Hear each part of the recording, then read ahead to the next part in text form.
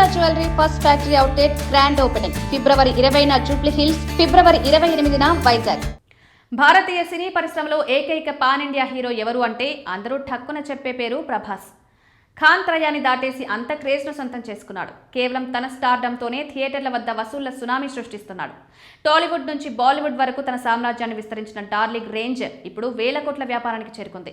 The Raja Saab సినిమా disaster అనిపించుకున్నా కేవలం ప్రభాస్ ఇమేజ్ కారణంగానే 200 కోట్లకు పైగా వసూళ్లను రాబట్టిందంటే అది కేవలం ప్రభాస్ మార్కెట్ విలువకు నిదర్శనమని ట్రేడ్ పండితులు అభిప్రాయపడుతున్నారు.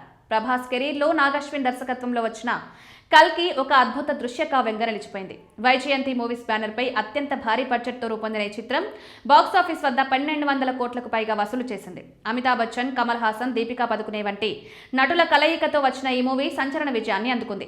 మొదటి భాగం ఘన విజయం సాధించడంతో ఇప్పుడు కల్కి 2 సీక్వెల్ పై భారీ అంచనాలు నెలకొన్నాయి. ఈ సినిమా ఇంకా సెట్స్ మీదకు వెళ్లకుండానే ఓవర్సీస్ థియేట్రికల్ రైట్స్ విషయంలో కొత్త చరిత్ర సృష్టించింది. ప్రముఖ పంపిణీ సంస్థ పార్ష్ ఫిలిమ్స్ దాదాపు 115 నుంచి 120 కోట్ల రేంజ్లో ఈ రైట్స్ ను దక్కించుకున్నట్లు తెలుస్తోంది. ఒక్క ఓవర్సీస్ లోనే బ్రేక్ ఈవెన్ కావాలంటే దాదాపు 250 కోట్ల గ్రాస్ కలెక్షన్స్ రాబట్టాల్సి ఉంటుంది. మరోవైపు కల్కి 2 కాస్టింగ్ విషయంలో ఒక ఆసక్తికరమైన వార్త వైరలవుతోంది. ఈ సీక్వెల్ నుంచి దీపికా పదుకునే తప్పుకోవడంతో ఆమె స్థానంలో నేచురల్ బ్యూటీ సాయి పల్లవిని హీరోయిన్ గా తీసుకునే అవకాశం ఉందని ప్రచారం జరుగుతోంది. ప్రస్తుతం ప్రభాస్ తన చేతిలో ఉన్న ఫౌజీ, స్పిరిట్ షూటింగ్స్ లో బిజీగా ఉన్నారు. ఈ 2 ప్రాజెక్టులు పూర్తయిన తర్వాతే ఆయన కల్కి సెట్స్ లో అడుగు పెడతారు.